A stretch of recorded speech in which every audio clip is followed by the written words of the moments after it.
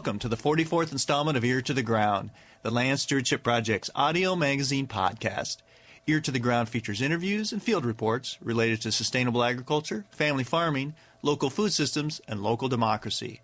I'm Brian DeVore, editor of the Land Stewardship Letter. Spend any length of time in a school lunchroom or watching the commercials that run during Saturday morning cartoons on TV, or even perusing a children's menu at a local restaurant, and you'll soon realize that our kids are being used as receptacles for a lot of high-fat, high-sugar food. No wonder there are concerns about high obesity rates among children, and no wonder manufacturers of highly processed, sugary cereals and snacks are making record profits. There are many reasons our nation's children are being fed unhealthy food, and one of them, says food educator Uli Kester, is that we've begun dumbing down the food choices our kids have. Kester says we often assume that kids will only eat mac and cheese or hot dogs. That assumption isn't giving kids enough credit, he says. Kester should know. He's the executive director of Midwest Food Connection. Midwest Food Connection uses hands-on classroom activities to help Twin Cities elementary school children make healthy and responsible food choices. Through fun, interactive school programs, it educates children about natural foods, local sustainable farming, and the cultural origins of our food. The educators provide children with opportunities to study and taste natural and organic foods. They also create an understanding in children of the origins and traditions of regionally produced foods and organize and lead field trips to local diversified farms. Since 1994, Midwest Food Connection has partnered with schools all over the Minneapolis-St. Paul metropolitan area to bring us programs to thousands of children. Midwest Food Connection is showing that when children are exposed to fresh, healthy food and the stories behind it, they will often choose it over the unhealthy alternatives. At the least, says Kester, they deserve a chance to try good food. It's worth noting that he has 2 young children of his own, and one of them is what Uli calls a picky eater. Kester recently sat down to talk about Midwest Food Connection and how we can smarten up the food choices we offer children. He started out by providing some background on Midwest Food Connection itself. Well, it goes back in the early 90s when a couple of the managers at local food co-ops were looking to reach out to their communities. A gentleman named Dan Foley at the Wedge Co-op and the woman who ran the Mississippi Market, her name was Mary Courteau. And they had the idea that rather than just kind of throw money at different projects out there, they would start their own project and be very specific about it and get into elementary schools and teach kids about what natural food was about, what good eating was. They had simple ideas about it, but they wanted to hire a teacher to do this, an elementary teacher to do this. So I came on board. Someone tried it for a year, and then I came on board around 93, 94. They told me to get out there. They gave me a month to get going, and I said, in a month, we want you out in the schools teaching lessons. So since then, I've been working on curriculum, building curriculum. Right away, I kind of figured I had 2 legs to stand on. One was sustainable agriculture and the agriculture of Minnesota, especially the forward-looking agriculture that has a place in local foods. And the other would be the natural foods aspect of eating. And nutrition per se was never exactly part of it. It wasn't my job to go in there and teach the pyramid or to tell kids to eat carrots 2 times a day or why broccoli is good for their heart or anything specific as that. My plan was to motivate children to get them to experience good, fun, natural foods and to have, the experience piece is really always hung in there, that I'm giving kids experiences. And when we go back year after year, there's some schools where we've been to since 94. We go back again, and so there's children that I've taught for 6 years sometimes, 4 or 5 years, and it's the experiences they remember. They know they've made pasta with me. They've tried some leeks. They listened to a story about the wild rice harvest. They remember doing these things, and so that I feel has motivated them. I ran the program through the 90s, and we'd ask other co-ops to join in and support the program. We eventually incorporated into a nonprofit called the Midwest Food Connection. That was incorporated with the state 96 or so, or 95. At one point, Lakeland's Natural Foods out of Minnetonka became a sponsor, and they started giving us money.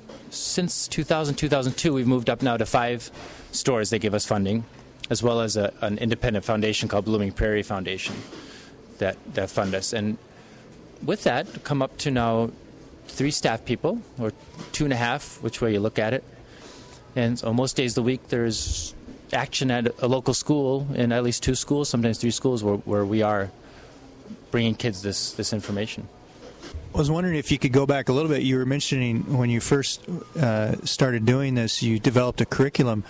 What was there anything out there, or was it kind of starting from scratch? As far as you mentioned the food pyramid, that's what I grew up with. Was seeing the food pyramid and all that, and this is a whole different route that you're taking. So I was wondering what did you do when you were trying to develop something called a curriculum related to sustainable natural foods, that type of thing?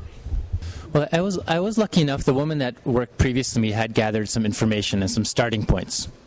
So I had some ideas for some lesson topics, and I worked around those topics. For example, a topic of seed or soil, or the topic of corn, wheat, either focusing on aspect of food development, food growth, or a specific food. And I shaped those into seasonal curriculum, and we've stuck with that format ever since. Teaching from the very beginning, I taught a fall harvest series. And right away when I was thinking that, I thought, well, teachers like that. Teachers like to talk about harvest time, and they like to think about local foods or bring in a pumpkin to share. And since I'd been a teacher in the Minneapolis Public Schools and other school districts, I had an idea of what teachers' needs were, what they might be interested in.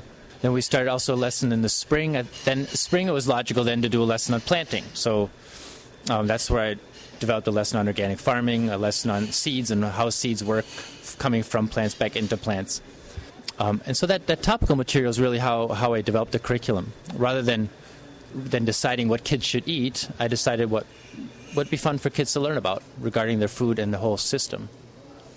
And I've always been very definite about teaching about culture. That food is not an isolated thing. If we were all in perfect worlds, we'd just give our kids IVs in the morning and then we'd be done with it, and then we'd move on.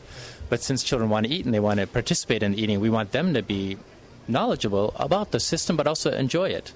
So I've always loved to teach about culture and then agriculture, and sometimes it's hard to split those two, agriculture and culture. The people that came here and brought their rutabagas from England, they brought them for a reason, and then they enjoyed eating them. And the Native Americans who cultivated wild rice did that because that was the healthy grain that sustained them during the winter, so it made sense for them to use it that way. Since then, I've had some just fun ideas come my way. I was in the produce department in the Mississippi market 12 years ago, and I don't remember the woman's name. She's a tall, dark woman. She said, she was putting out vegetables, and she said, you should do a lesson on purple vegetables. That'd be really fun. And I looked around, and there were purple vegetables everywhere. So for years, I taught this purple vegetable lesson. I was written up in the Trib, and kids will remember for years. They'll come back and say, oh, yeah, we made those purple vegetables and this and that. And then I developed a little puppet story around it. And so ideas have come to me. The latest thing we've done is to do a cultural, kind of multicultural food from around the world series. I teach that in the spring now, where I try to pay attention to the new cultural groups that have been entering our school system, especially from Eastern Africa and from Southeast Asia. And not that I'm an expert on their food, but I can learn something about them, and we can all share that in schools. So I've enjoyed doing that. So it's a kind of a departure from the Minnesota theme. But it's really helped to come in, bring in this bread the Somali Ethiopians call injera bread, which is made from teff and wheat. And they sell it at the Seward Co-op. They sell it some other places. Actually, the company that's buying the current Seward Co-op is in the business of making that bread. That's their main business. So you bring that in, and the 3 or 4 kids that have that in their family really light up. And here you've got them. They didn't really know what you were about and why you were bringing in this funny food. And you've brought something from their home, and now they're with you, and now they're ready to learn with you about other great foods that are out there. I think that this is what's really exciting about this is there's a lot of talk about trying to get kids to eat healthier, both at home and at school and in other places. But if they can't somehow connect that with their culture and with day-to-day living, then it's just not gonna work. And that's, I think, what's really exciting. I've seen you give some of your presentations in the classroom and that type of thing. And I think the other thing that really struck me was one time I went out with you and took some pictures when you were at a farm where you did some monitoring, and you kind of connected. It was a real direct connection between the farm and I think you were monitoring insects on this operation. Can you talk a little bit about that connection? I think that's a really interesting way too of connecting kids to go one step further and connect them to the land even more. Yeah, that was a fun idea I had in about 10 years ago to to pick up on this monitoring idea that some farmers were working with and have kids participate. And it was successful in a way in that the children, it was successful from the educational standpoint, that the children really enjoyed being out there and not just eating the food and seeing the land, which I think is a wonderful experience, but also being able to have a role in it. I can't have them go out and harvest grains in a large scale, but I can have them come out and kind of check how the ryegrass is contributing to the insect population that is controlling the cabbage moths. Those are things that they can have fun with and be with. We've done these farm trips. I've kind of moved beyond the specific monitoring model. That it was fun. I liked it, but the farmers needed more than that, and that which made sense to me too. So I've let the farmers have more of a hand in deciding what happens curriculum-wise when we bring kids out, and that's been very successful. We've been using a farm called Common Harvest, I think it's called, in Osceola, and Dan Gunther's farm, and we've had an insect specialist who lives in town who enjoys coming out, and she'll actually run little lessons for the kids. And then the kids will go out on the farm. It was this brief downpour where we went out there and picked some kale and pulled some carrots. And it's amazing how little you have to do on a farm to impress children. And not that they'd be working on there for a week, and that'd be another matter, but just to bring them out, 45-minute ride, hour ride, and have them stay for 3 hours. And if it's nothing else, it's the open air and the environment of a sustainable farm. Not acres of corn, but the variety of a sustainable farm. And then having them be in the dirt and dig in a compost pile and see a pig at work, so to speak. It's amazing. I wish I could do more. I'm very nice to my farmers, and I come out once a season because they're busy. And if I wanted to design a farm for kids to come to, I could do that, but I like using the active farms where things are happening. You wrote a real interesting article recently about not dumbing down food to kids, and you had a real nice lead in where you talked about, and I think anybody who has kids has dealt with a situation where you go to a party or you host a party and you say, okay, here's all this great food I prepared for the adults, the real food, and now here's some hot dogs for the kids. And you use that as a lead-in into we really are dumbing it down for kids and not giving them enough credit. And I was wondering if you could talk a little bit about that. I thought that was, and you had some really good tips too, and I think you were pretty realistic about not forcing kids and trying to give them credit and give them a little bit of choice, but also not just assuming, well, they're only going to eat hot dogs and mac and cheese. Well, I tell you, I'm in a unique situation, and I'm privileged above parents because I can come into the school and I'm there for an hour, and the kids are getting a break from math, or they're getting a break from science or something that is fine, but here I am doing something special. And so anything I am offering them, given a positive attitude that I bring, they're going to get excited about. Parents are in a different situation because you're actually responsible for making sure your children are fed every day. Not that that's a big issue for most of us, many of us, but I do have great success with having kids try things. I don't know how often I'll be cooking a vegetable stew. It happened this week, and I'll have kids that just have to blurt out. They have to tell me. They have their hand up, or they just blurt out to me that they don't like vegetables. It's on their mind, and the minute they see a rutabaga or anything, even a carrot, they just have to say that they don't eat vegetables. A half hour later, there they are, eating whatever I've made for them. I didn't force it down their throats. I did ask them to take a bite, but I didn't ask them specifically. I asked the group. So I made the stew. When they tell me they don't like vegetables, I say, okay, thanks, that's good to know. And then I say that I expect people to try what I give them. I expect that. And then I also say that if you don't like it, just put it aside. Don't make a fuss about it. And that's very effective. Kids, don't make a fuss about it. Sure, not everybody eats everything. I'm not there for 100% participation, but given the positive chance to try something, and I think that's, as I'm a parent as well, my children are 10 and 7, and I have that every day. I have a 7-year-old who's very picky, he sits down at the dinner table and lists the 5 things he's not going to eat that day for dinner. And so we've really tried to work on it. It's like, what we really wanted to hear from you is what you're going to eat. So now he sits down and tells us the one thing that he's going to eat.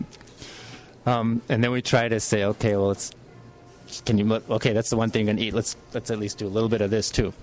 And it's hard because it's easy to get caught up in the negative thing. Most of the time, of course, we look at our children, we see that they're perfectly healthy and they're active and they're fine. On the other hand, I do think, I wrote this in the article that Brian mentioned as well, I like to think that fruit and vegetables are just key. I think you gotta, and I told kids this yesterday, I was in a school yesterday and we were trying fresh winter vegetables. And I told kids, you should know which vegetables you like, and you should tell your parents. And here's, there's 20 of them, you should have 3 or 4 that you like, these are your favorites. Tell your parents about it, eat them, because your body really, there's things there that you don't get other places. It's really important to have that. And I tell them it's important. I'm not going to face them down, but it's such a broad spectrum of food. And same with fruit. There's so many fruits. This is my difficult son, so to speak. I made him list the five fruits he liked, and he had no problem telling me 5 fruits he liked, even though most of the time he wants an apple, and that's fine. You can live on apples. But I think the positiveness as a parent or as an educator, trying to keep it positive and trying to encourage them to taste what they can, and then trying to take the guilt out of it. Don't just give them the hot dog and the pizza every time, because there's lots of exciting food, and we want them to learn this and be excited about this in the future. I think that the greatest impediment I would have in schools that I face is that nutrition, first of all, is considered the topic. Food, anything having to do with food, is shunted under nutrition. And then, 2 things happen. One, nutrition is not an important part of the school day as far as education, especially with No Child Left Behind. Teachers and principals are under pressure to make the reading work, the math work, and that's in all schools. There's less time for anything else, and there's some topics that in some schools just get brushed under the table. Just yesterday, or the day before, a teacher told me, we're supposed to teach this somehow, but we're not told how or when we're supposed to teach about nutrition. Well, the other thing that happens is that food becomes an isolated issue. And why should food be under this nutrition idea? Sure, it's hard to think of food and then try to integrate it into every possible curriculum that's out there. But food is part of agriculture, part of culture. It's part of, I suppose, the social studies unit, our science unit. That's where we can learn about these things. So I don't come in with a nutrition idea. I come in with learning about food and how it works in our lives. People haven't learned about food because it's something they've had to do from an intellectual point of view. They've learned about food because it's been important to eat it and grow it and raise it and take care of the soil and take care of the animals that make the food and sell it and bring it around. So I get frustrated with, and I think the lunchroom is the same idea. So you have the kids come to school and they make sure they learn the vocabulary words and do their math and do whatever Minnesota standard you're supposed to do that month. And then teachers, you get a break, and then for 20 minutes we're going to go to the lunchroom and we'll hire someone else for $10 an hour, and they're going to supervise these 200 kids while they're supposedly eating.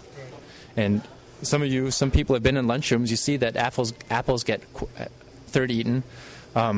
Soggy pizzas are unwrapped and thrown away. Half the kids that do bring home lunch bring in chips and sweets. I had this talk with sorry if I divert, but I had a conversation with some of the 2 women that I work with, and one said, I wonder if kids really know how to eat an apple. I bet most kids have just eaten an apple by taking 5 bites out of one and throwing it away, because that's what you see in the lunchroom. And if someone hands a child an apple, they're mostly too big. We see the apples in the store, and that's not what child's serving. So I bet a child has never... How many children have an apple either cut up for them or had someone challenge them to actually eat all of it up to the core? I don't want to say wonderful things about my childhood. I had my problems, but my parents said, you eat the apple. You eat the apple, then when the core is there, then you throw it away. I don't know. It's amazing how simple things aren't happening. And to keep going on with my lunchroom idea, there's teachers here and there, bless their souls. I was in one classroom yesterday where the teacher does not send her kids off to lunch, but she gets tablecloths out, and the kids get their lunch either from the lunchroom or from her home, and they sit around tables, 3 or 4 at a table, and they civilly eat, and they have quiet conversation, and they have their food. And I can't tell you how different that feels.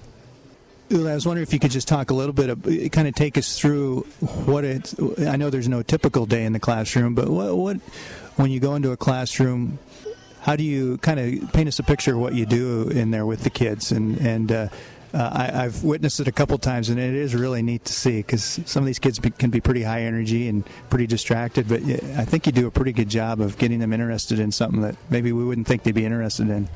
Well, when I teach my staff, when I bring on new teachers, I always tell them that the setup is just so key. And not only setup as far as where you're putting your display items, but where the kids are. And having the kids either in their circle or in at their desk, turning their chairs towards you. So you set up the atmosphere that you're there and you're going to have them focus on you. And I always have them be comfortable. I've been using that word more and more. I said, find a spot where you're comfortable on the floor. And even though I'm a nice guy, I feel that I should follow up if someone's being disruptive. And teachers actually appreciate that because teachers I've been in a teacher role and there's a speaker that comes in and you're always kind of nervous like, okay, I know that Johnny's going to be disruptive. Should I go over and sit by him or should I interrupt when Johnny? So I figure, I gently reprimand children and usually once or twice then the class gets it that I really want them to learn. And what the neat thing is that if I've been there once, kids know that it's worthwhile. So it's worth their time. So they're going to be ready for me. They're going to turn around. And that works from year to year, too. More and more, I see kids in subsequent years because the first grade teacher invited me because the kindergarten teacher liked it. And so then the kids are ready for me, and they know the drill. And the drill is that I talk to them, and I tell them what's going to happen. And it's just sometimes I think I should go in the business of training guest speakers. If there were more guest speakers, I'd be the trainer for them. Because you tell them what's going to happen, and then you proceed with a good pace, and you don't talk too much, and you involve them in what's going on. I try to have whole group responses as much as possible. We'd like this hands-up business, and I guess I like the hands-up business too, especially if I don't know the class. But yesterday I thought I had these, what I call winter vegetables. One of my lessons, I teach in the winter, so I bring in squashes and roots and cabbages, things that one used to be in the root cellar, and I teach about the root cellar, and kids tell me about the root cellars that are in their old houses downstairs. And we went through them, and I think I gave them out. So put the kids in pairs, and one group, a couple of kids had a leek, and a couple of kids had a turnip, and a couple of kids had a potato, and they had to think about the vegetable, and then they each had to give a mini presentation on their vegetable. We were done. I thought, well, rather than just having kids hold up their hand if they knew the right answer or whatever, I just said, just call it out. I raise it, and I'm going to lift this one up, and you tell me when you have the right answer. Just shout it out. So it's good to get them. I'm actually, the older I get, the more I think kids need to move. Kids need to move, and and as a young teacher, you're always like, okay, I got to get them sitting in their seats, and then I don't want them walking, and you don't want them walking. I mean, there's certain order especially with the bigger class sizes, you need a certain order in a classroom, but it's obvious that the standing up and the spinning around, or like I do a wild rice lesson, I have them act out the traditional harvest steps of the wild rice. So they're paddling in a canoe, they're standing up and they're doing a jigging dance to crunch the shells off the seeds. And that's what they remember, too, a year later. The other thing they remember is my storytelling. I've always thought that storytelling is just a nice learning technique. And so whenever I get food stories, if anybody has them, I want to know them. Food stories about food, especially food origins. And I'll spend 20 minutes, I'll put on a little beaded necklace or something, do storytelling. And stories that I've heard or read, and then I've made them into my own. Sometimes I've used fairy tales, European fairy tales, Ojibwe legends. Brian was remembering a story I told his daughter about how the Hidatsa shared corn there was a hunting party, and they were hungry, and they were looking for buffalo, and they called the party ended up sleeping overnight on the shores of the Missouri River, and there's a village on the other side, and they called out to the villagers looking for food, say, we're hungry, we're looking for food. Have you seen the buffalo? We're looking for the buffalo, because these young people were looking. And in response, the villagers sent arrows over with corn seeds on them, which is kind of a fun story, because you can kind of say, okay, what would you do if you had arrows coming across? So everybody's hiding behind rocks, and then they come out. And so the hunting party comes out and sees these seeds and bring them back to their village. And then that's how this tribe then started planting corn seeds. That's so the story goes. But it's fun to do that way. Do that, and kids will remember that. They want to be active. The other thing I've done more and more of is having kids do their stuff. I teach a pasta lesson where it's a white pasta recipe, just like the Italians did it. I don't do the whole grain or rice, although I teach about that too. But I mix up some eggs and some flour and semolina flour if I can get it, a little water, oil, and I make a batter, and you're supposed to let it sit. I skip that part. I just let the kids make shapes, and so every kid makes 10 different shapes out of little noodles, things the size of a quarter, or little horns, or all kinds of stuff. And I don't know how many kids years later will come up to me. I had a Tibetan boy just the other day say, "Guys, Mr. Kester, remember in kindergarten?" He's in 3rd grade now. "Remember in kindergarten, we made those noodle shapes." He's just like, this is just the key event in his kindergarten experience. And why? Because he was doing it with his hands and he was creating something. So kids, I think it's important. I'm a very big fan of the Socratic method of kind of asking questions, and if someone kind of has it half right, you say, okay, now that's right, now let's go further that way and kind of figure it out, and then get the kids active, busy, have them touching the food, working with the food. And always keeping, my 2 rules are always that you're a perfect listener, so there's time to talk, but if there's one person talking, you're listening, and the other is that you respect the food, and respect the things I bring, so that this is food. Farmers worked hard to make it grow, and actually that is a bigger learning experience than I thought at first. I did it at first just to kind of to not have kids say yuck and stuff like that. But in the end, it's actually the attitude. And, often I think that's probably the key thing I teach is attitude towards food. Being respectful and saying, okay, this is something that feeds me and that's fed generations before me. And there it is. I'm going to try it, and a lot of it I'm going to like.